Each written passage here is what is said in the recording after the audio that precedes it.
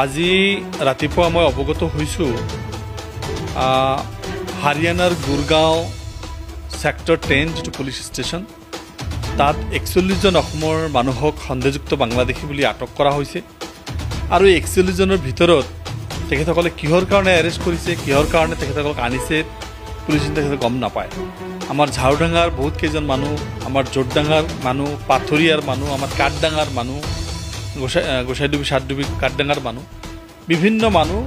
আৰু বৰপেটাৰ কিছু মানুহ আছে মেজৰিটি মানুহ আমাৰ এইখিনি মানুহক আমাৰ সন্দেহযুক্ত বাংলাদেশী হিচাপে না বাংলাদেশী হিচাপে আমি জানো যে গুজৰাট মহাৰাষ্ট্ৰৰ পৰা ধৰি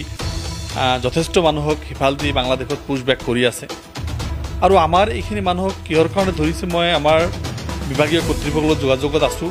তেখেতসকলক মই অৱগত কৰাইছোঁ তেখেতসকলৰ থানাৰ নাম্বাৰ দিছোঁ তেখেতসকলক আমি আমাৰ এই মানুহখিনিৰ লিষ্ট দিছোঁ আৰু সেই মানুহখিনিৰ লগত মোৰ যোগাযোগত আছোঁ তেখেতসকলক এটা ৰিকুৱেষ্ট কৰি আছোঁ যে আপোনালোকৰ ভোটাৰ আইডি আধাৰ কাৰ্ড তাৰ উপৰি আপোনালোকৰ এনআৰচিৰ যদি কাগজ থাকে গোটেইখিনি আপোনালোকে শ্ব' কৰক আৰু যদি নাই আমাৰ ঝাৰুডাঙ্গা জোৰডাঙ্গা পাথৰিয়া যিখিনি মানুহ আছে তেখেতসকলক আমি ৰিকুৱেষ্ট কৰিব বিচাৰিছোঁ তেখেতসকলৰ কাগজ পাতি ফেমিলিৰ মানুহবোৰ যদি আমাক আনে আমি সেইবিলাক যোগাযোগ কৰি আমি তাত পঠাব পাৰোঁ তাৰ ব্যৱস্থা কৰি আছোঁ এই মানুহখিনিক এটা হাৰাশাস্তি যে হৈ আছে অসমত উচ্ছেদ চলি আছে ভোটাৰ লিষ্টৰ পৰা নাম কাটি আছে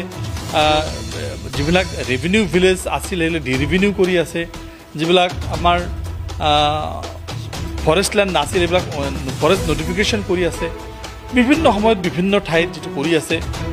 এইটো এটা চৰম অন্যায় মাননীয় মুখ্যমন্ত্ৰী ডাঙৰীয়াক মই ক'ব বিচাৰিছোঁ ইমান অন্যায় সহ্য কৰিব পৰা নাযায় আপুনি অলপ মানৱীয় দৃষ্টি এইবিলাক মানুহ চাব লাগে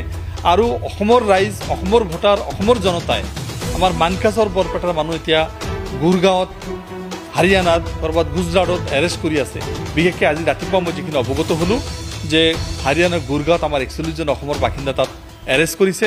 চৰকাৰে ইমিডিয়েট ব্যৱস্থা ল'ব লাগে আমি জিলা কৰ্তৃপক্ষৰ লগত কথা পাতি তেখেতৰ ব্যৱস্থা ল'ব লাগে আৰু মই ডিজিপিৰ লগতো কথা পাতিম তেখেতৰ লগত পাতি কেনেকৈ এইটো আমাৰ এটা কৰস্পণ্ডেঞ্চ কৰি মানুহ